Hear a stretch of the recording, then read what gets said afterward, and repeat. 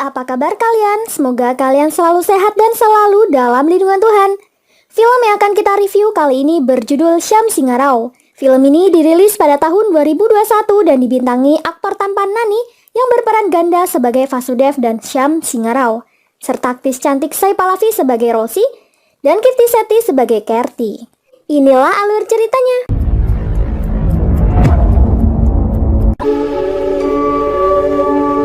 Ini adalah Vasudev. Sejak kecil dia berminat di bidang perfilman. Dia sangat terobsesi menjadi sutradara film, hingga dia meninggalkan pekerjaannya dan memilih untuk membuat film pendek.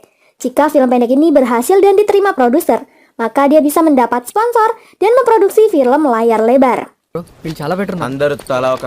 Untuk membuat film tersebut, Vasu dibantu oleh salah satu temannya yang bernama Pramod. Namun selama 2 bulan, dia belum berhasil menemukan perempuan yang cocok sebagai pemeran utamanya. Suatu hari di kafe milik Pramod, Vasu melihat seorang gadis bernama Kerti. Dia mempunyai karakter yang sesuai dengan filmnya. Lalu Vasu menghampirinya. Vasu menawarkan pada Kerti untuk menjadi pemeran utama. Kerti menolak sebab dia tidak menyukai film, bahkan tidak berminat menontonnya. Tapi Vasu dan Pramod terus berusaha membujuknya hingga membuntutinya ke rumah. Karena masih belum mau, Vasu membujuk ayah Kerti yang kebetulan sangat suka jika anaknya jadi artis. Ditambah lagi, Vasu mengancam akan memperlihatkan foto saat dia merokok di kafe pada ayahnya jika Kerti tetap menolaknya. Dia juga merengek dan berkata, "Film telah menjadi minatku sejak kecil. Anggaranku rendah, aku telah berhenti dari pekerjaanku di bidang perangkat lunak. Sekarang kau tega menolak permohonanku." Akhirnya dengan terpaksa, Kerti menyetujui tawaran Vasu. Namun Kerti hanya diberi waktu 2 minggu saja. Karena setelah itu, dia akan meninggalkan Hyderabad untuk melanjutkan kuliahnya di bidang psikolog di Mumbai.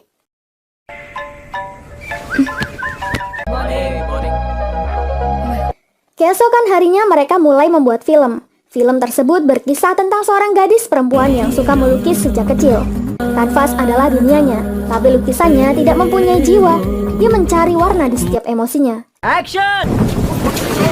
Namun karena dananya minim, mereka pun menggunakan alat seadanya. Bahkan mereka sempat dilaporkan polisi karena menggunakan drone di atap rumah tanpa izin. Tapi mereka berhasil keluar dengan bantuan ayah Kerti. Kerti sempat marah, tapi Vasu menggunakan jurus drama memelasnya lagi dan membuat Kerti mau melanjutkan syutingnya. Lanjut cerita, di hari terakhir syuting, mereka pun menggunakan latar belakang pasar. Tapi di sana, Kerti diganggu oleh sekelompok pemuda. Hello, stop it. Melihat hal itu, Vasu marah dan langsung menghajar mereka semua. Hingga pertarungan satu lawan banyak pun tak terelakkan. Di tengah-tengah pertarungan, salah seorang pemuda memukul kepala Vasu hingga telinganya mengeluarkan darah. Vasu terlihat seperti orang lain dan menghajar preman-preman tersebut, membuat semua orang kebingungan. Setelah itu mereka melanjutkan syuting dan film itu pun selesai. Film tersebut berjudul Varnam. Vasu langsung menunjukkan hasil filmnya ke salah satu produser film bernama Oki. Oki menyukai film Vasu dan memberikan dana untuk proyek film selanjutnya. Good luck. Thank you, sir. Dengan susah payah, Vasu mengerjakan skrip film selanjutnya. Tapi saat telinga Vasu keluar darah lagi, Vasu tiba-tiba menyelesaikan skripnya dengan mudah dan cepat. Thank you, sir. Untuk merayakan keberhasilan Vasu, Vasu pun mengadakan pesta kecil-kecilan bersama dengan temannya. Kerti terlihat menyukai Vasu dan memberikan hadiah baju padanya. Dia yakin Vasu akan menjadi sutradara hebat. Kerti meminta Vasu mengenakan baju tersebut saat dia sudah sukses. Setelah teman-temannya pergi, Vasu dan Kerti pun saling menyatakan perasaannya. Di tengah-tengah percakapan mereka, tiba-tiba telinga Vasu kembali mengeluarkan darah, dan tiba-tiba saja Vasu menyebut nama Rosi. Hal itu membuat Kerti cemburu dan sangat marah hingga meninggalkan Vasu. Keesokan harinya, Vasu menceritakan kejadian tersebut kepada Pramod. Vasu menjelaskan bahwa dia benar-benar tidak mengetahui siapa itu Rosi, karena hal itu tiba-tiba terlintas di pikirannya. Pramod menyuruh Vasu untuk fokus dalam pembuatan filmnya saja, karena ini menyangkut masa depan Vasu. Lanjut cerita, Vasu langsung fokus membuat proyek film perdananya. Setahun kemudian, Vasu merilis filmnya. Film itu pun sukses dan banyak peminatnya. Hingga Vasu ditawari produser film di Mumbai untuk membuat ulang film tersebut dalam versi Bollywood dan menggunakan bahasa Hindi. Scene pun berlanjut saat Vasu dan produser di Mumbai mengadakan jumpa pers. Vasu pun menggunakan baju yang diberikan Kerti. Di sini Vasu dipuji-puji karena ceritanya yang sangat sukses. Namun tiba-tiba, polisi datang dan langsung menangkap Vasu atas tuduhan pelanggaran hak cipta. Karena sebuah perusahaan penerbit di Kolkata bernama SR Publication mengaku bahwa cerita yang ditulis oleh Vasu adalah karya Shyam Singha Rao 50 tahun yang lalu. Sang produser dari Mumbai langsung meng-cancel pendanaan film tersebut. Berita itu pun viral dan menjadi trending topik. Seketika reputasi Vasu hancur karena hal itu. Vasu juga dianggap merusak reputasi para sutradara di Mumbai. Ayah Kerti mengabari anaknya untuk memberitahukan tentang Vasu. Kebetulan Kerti melihat Vasu menggunakan baju yang dia berikan. Itu artinya Vasu masih mengingatnya. Kerti pun segera pergi menemui Pramod untuk menolongnya. Kerti dan Pramod pergi menemui sepupu Kerti yang bernama Padma Vanti. Dia adalah seorang pengacara muda peraih medali emas di perguruan tinggi. Mengetahui Vasu orang yang berarti untuk sepupunya, Padma pun bersedia menangani kasus Vasu dan langsung menemui Vasu di kantor polisi. Setelah bertemu dengan Vasu, Padma menjelaskan bahwa Vasu memang terbukti menciplak buku yang pernah diterbitkan oleh SR Publication 50 tahun yang lalu. Dan untuk meringankan hukumannya, Padma meminta agar Vasu mengakui saja kesalahannya untuk meringankan hukum. Mendengar hal itu, Vasu merasa jengkel, karena dia benar-benar tidak pernah menciplak karya manapun. Singkat cerita, persidangan perdana pun dimulai. Pihak penerbit diwakili oleh keponakan pemilik SR Publisher, Rama Singh, beserta pengacara handal yang belum pernah kalah dalam kasus apapun yang bernama Krishna Murthy. Krishna mengutarakan argumennya. Sambil memberikan bukti, Krishna mengatakan, skrip film Vasu terbukti pernah ditulis oleh seorang penulis Bengali Telugu yang legendaris bernama Shyam Singha Rao, yang pernah mengguncang seluruh bangsa dan pemerintah dengan tulisannya pada tahun 1970-an. Hakim pun membaca dua buku yang terbukti persis dengan dua film Vasu. Lalu Krishna menuntut vonis 5 tahun penjara dan denda sebesar 10 crore. Juga 50% dari pendapatan yang dihasilkan oleh film yang Vasu ciplak. Untuk membela diri, Vasu meminta hakim segera melakukan tes deteksi kebohongan. Dengan senang hati, Krishnamurti pun menyetujuinya. Dan tes kebohongan pun langsung dilakukan. Tak lama kemudian, Departemen Forensik menyimpulkan bahwa Vasudev tidak berbohong.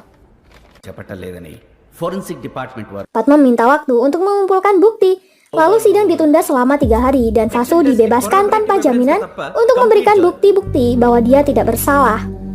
Malam harinya mereka berempat mendiskusikan tentang hal itu. Padma yang sudah mempelajari asal-usul Shyam Singha Rao pun memberitahu bahwa pemilik SR Publisher adalah saudara kandung Shyam Singha Rao. Ibu Shyam adalah orang Telugu dan ayahnya orang Bengali.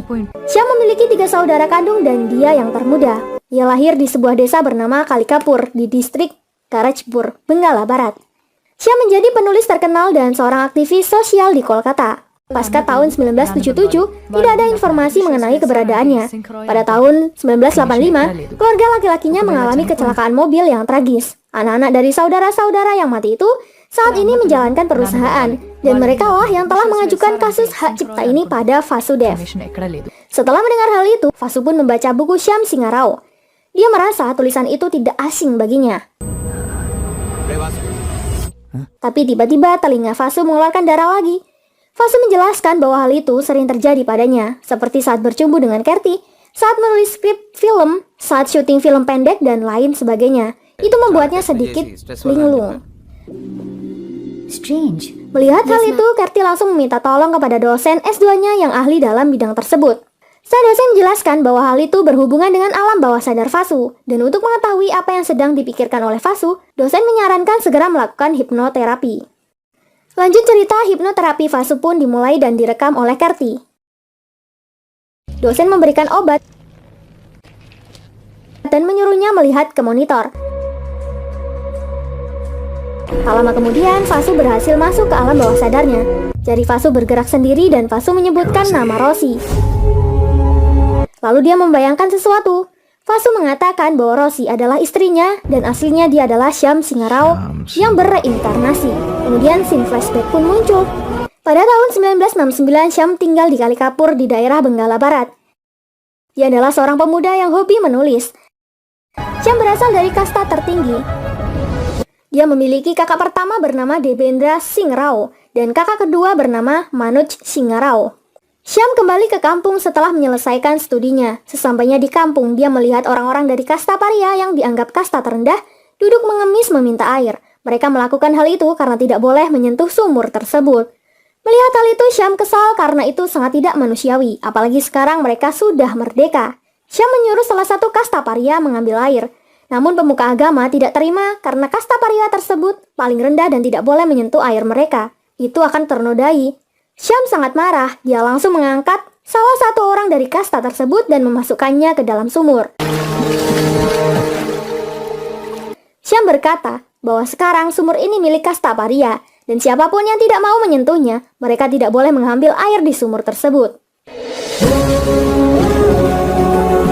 Berkat keberanian Syam, sekelompok komunis mengajak Syam bergabung, namun Syam menjawab, satu peluru hanya bisa membunuh satu orang, tapi satu kata tertulis bisa menggerakkan jutaan orang. Setelah itu, Syam pun kembali ke rumahnya. Di rumah, kakak Bendra memarahinya karena Syam sudah berani menjempurkan seorang dari kasta terendah ke sumur mereka. Syam dan Bendra memang punya sifat kebalikan. Bendra pemuja kasta, sedangkan Syam ini revolusioner. Bendra sangat tidak setuju dengan ideologi yang dibuat Syam, sehingga Syam memutuskan untuk pergi dari rumahnya. Kakak Manoj meminta Syam untuk tetap tinggal di rumah sampai upacara tahunan selesai. Namun ternyata Syam sudah membeli tiket 3 hari yang lalu. Syam memutuskan untuk melanjutkan menulis buku. Syam tidak minat melihat upacara karena dia adalah seorang ateis. Malam harinya, Syam pamit ke Kolkata pada Manoj. Manoj merasa sedih karena harus berpisah dengan Syam. Saat di perjalanan, Syam melihat orang-orang ramai berkumpul di sebuah candi. Mereka mengadakan pemujaan selama 9 hari berturut-turut. Karena penasaran, Syam pun masuk ke candi. Di sana, Syam terkesima setelah melihat seorang wanita bernama Rosi. Syam pun jatuh hati kepada Rosi.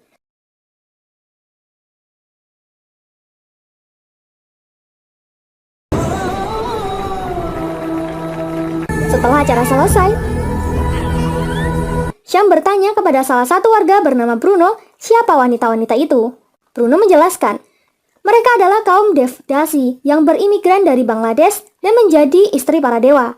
Tidak ada pria yang seharusnya boleh memandangi mereka. Mereka ditahan di candi tersebut. Sementara di dalam candi, seorang pria bernama Mohan yang mengaku-ngaku utusan dewa berdiri di depan para wanita.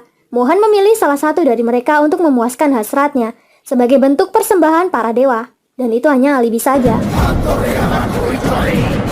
Di malam kedua, Syam kembali ke candi untuk melihat Rosi menari. Tapi kali ini, Syam menemui Rosi dan mengajaknya keluar. Tetapi Rosi hanya terdiam karena dia bingung harus menjawab apa.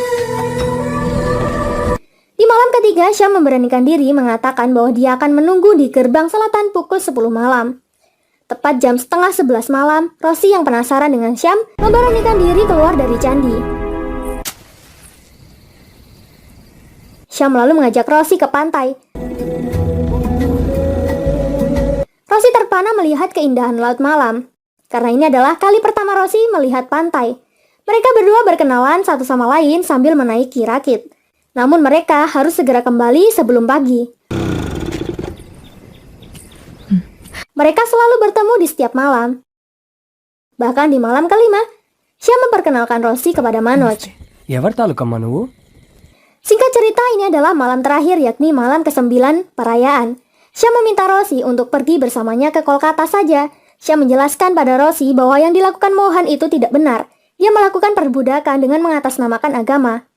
Rosi yang sempat ragu jika dia keluar dari kuil tersebut, apakah masyarakat akan menerimanya. Syam mengatakan bahwa Rosi pasti bisa bertahan hidup. Apalagi dia menguasai tarian klasik. Dia akan menjadi guru seni yang sangat hebat. Sehingga Rosi pun percaya pada Syam. Lanjut cerita, Syam sudah menunggu Rosi lama di belakang candi. Tak lama kemudian datang seorang dokter masuk lewat pintu belakang candi. Karena penasaran, Syam pun nekat masuk ke candi untuk mencari Rosi. Dia terkejut setelah melihat Rosi yang sedang terluka. Salah satu teman Rosi menceritakan, saat Rosi sedang berkemas, Mohan datang dan menyuruh para wanita berjejer. Kali ini Mohan memilih gadis kecil untuk memuaskan nafsunya. Gadis kecil itu ketakutan. Lihat hal itu, Rosi berusaha menghalanginya. Dengan alasan bahwa hari ini adalah bulan purnama, jadi dewa mereka tidak akan datang. Mohan tersinggung dan marah. Dia langsung menghukum Rosie. Mohan bahkan mengencingi Rosie di depan para wanita lainnya. Mendengar hal itu, Syam sangat marah. Syam langsung datang ke perayaan puncak dan langsung menghajar semua anak buah Mohan hingga babak belur.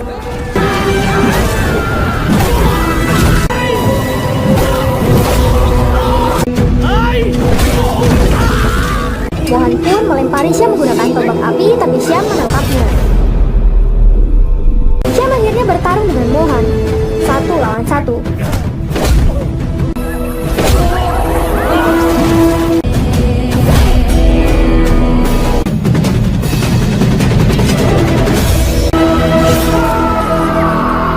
Syam berhasil melempar Mohan ke bara api hingga Mohan pun melinggoy.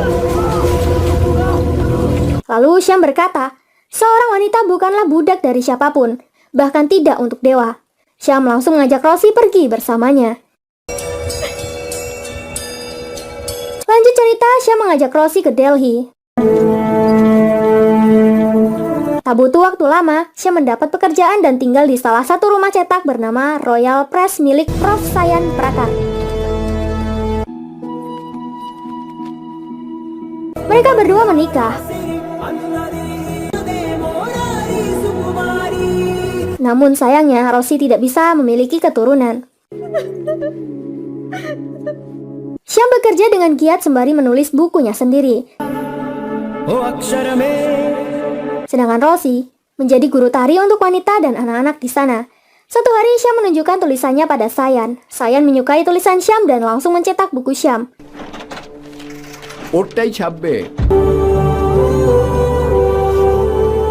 Syam menulis tentang keadilan dan penghapusan kasta. Lalu Syam semakin berani mengutarakan semua pikirannya dalam sebuah buku. Hingga akhirnya Sayan ditangkap dan dipenjara. Namun Syam tidak gentar. Dia tetap melanjutkan menulis aspirasinya. Buku tersebut semakin banyak peminat. Dan Syam pun berhasil mendapatkan royalti.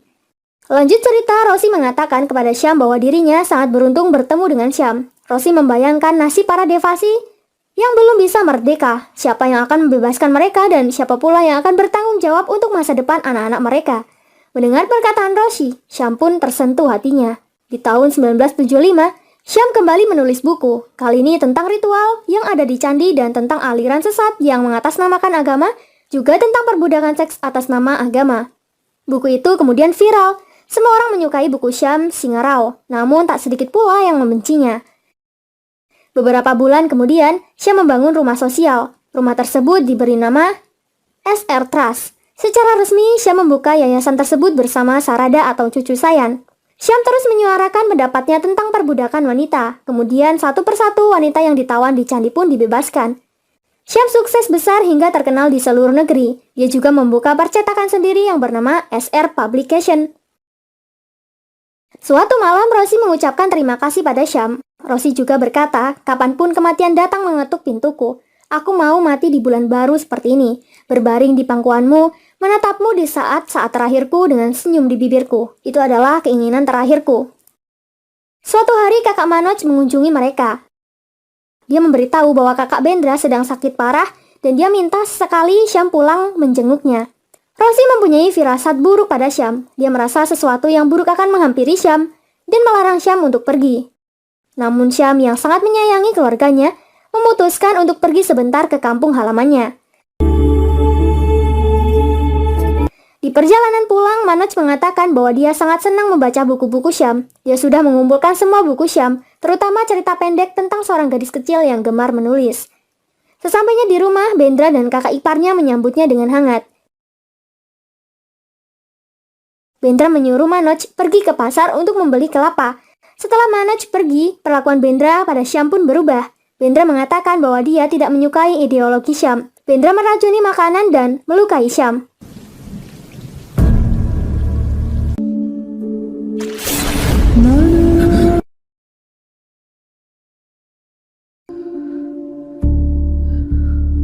Bendra marah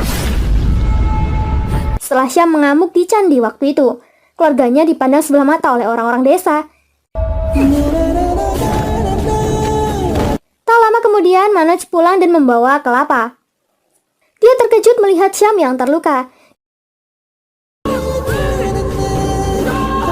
Dia merasa bersalah karena sudah mengajak Syam pulang ke rumahnya dan tak menyangka saudara-saudaranya bisa sekejam itu. Kembali ke masa sekarang, Vasu mengingat semua memorinya. Dia langsung pergi mencari Rosie ke Kolkata. Sesampainya di Kolkata, dia kaget melihat kondisi Royal Press yang sudah terbengkalai. Di sana dia hanya bertemu dengan Sarada atau cucu Sayan yang sekarang sudah dewasa. Sarada menjelaskan bahwa setelah kepergian Paman Syam, Bibi Rosie pergi dari sana untuk mencari Paman Syam. Dan sampai sekarang, dia tidak tahu keberadaan Bibi Rosie. Setelah itu, sang pengacara mengajak Vasu kembali karena besok dia harus berada di persidangan. Pengadilan terakhir pun dimulai. Pihak Vasu memperlihatkan rekaman saat Vasu dihipnoterapi. Pengacara Krishnamurti mengatakan argumennya bahwa dia sama sekali tidak mempercayai reinkarnasi. Vasu adalah seorang sutradara. Kemungkinan dia bisa membuat video palsu dan hipnoterapi tidak disetujui secara medis di India. Padma pun menjawab. Pada tahun 1939, seorang gadis bernama Shanti Devi mengaku menjadi reinkarnasi dari Lukdibai dan membuat seluruh negeri gempar. Untuk mengkonfirmasi kebenaran itu, dibentuklah sebuah komite beranggotakan 15 orang oleh pengacara terhebat di negeri ini, Mahatma Gandhi. Dia tidak menganggapnya sebagai tahayul. Dia juga mengajukan gambar dan dokumen terkait kasus tersebut. Sehingga hakim pun bingung dan memutuskan untuk menunda sidang tersebut. Lanjut cerita, pada waktu pembacaan keputusan, seorang meminta hakim untuk memberikan waktu pada seorang yang terkait kasus tersebut. Ramana. Ternyata dia adalah Manoj Singh Rao, kakak Syam Singh Rao. Setelah melihat Vasudev, dia langsung mengatakan bahwa Vasudev adalah Syam Singh Rao. Manoj percaya bahwa Syam saudaranya bereinkarnasi sebagai Vasudev. Dia mempunyai bukti bahwa dia menyimpan sebuah rahasia. Siapapun bisa menjiplak dari buku-buku yang diterbitkan, tapi ada cerpen yang belum pernah dipublikasikan, dan tidak ada seorang pun yang tahu kecuali dirinya. Sambil memberikan sebuah buku yang berisi cerpen yang Syam Singh Rao serahkan secara pribadi kepadanya dulu, dia berkata, bagaimana mungkin Vasudev membuatnya sebagai sebuah film pendek?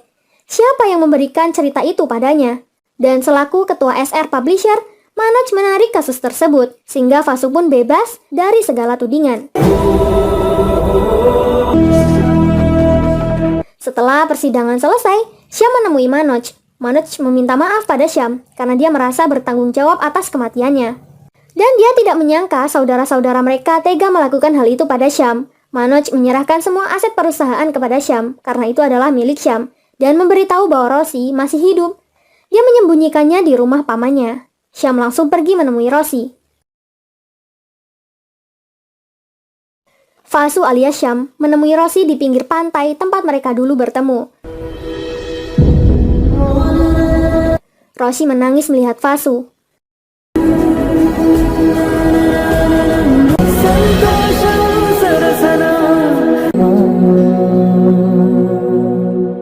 Belum sempat mereka berdua ngobrol, Rosie meninggal setelah memeluk Syam sambil tersenyum. Dan impian Rosie akan kematian terindahnya dulu itu pun terwujud. Terima kasih buat kalian yang sudah support channel ini. Jangan lupa tinggalkan like dan saran kalian di kolom komentar. Sampai jumpa di alur cerita berikutnya. Terima kasih.